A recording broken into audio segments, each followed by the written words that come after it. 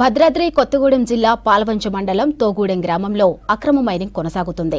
స్థానికులు ఇచ్చిన ఫిర్యాదుతో తవ్వకాలను నిలిపివేయాలంటూ గతంలో క్వారీల యజమానులు నోటీసులు జారీ చేశారు జిల్లా ఉన్నతాధికారులు.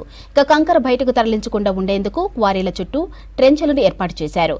అయితే అధికారుల ఆదేశాలను పట్టించుకోకుండా అక్రమంగా కంకరను తరలిస్తున్నారు క్వారీల యజమానులు.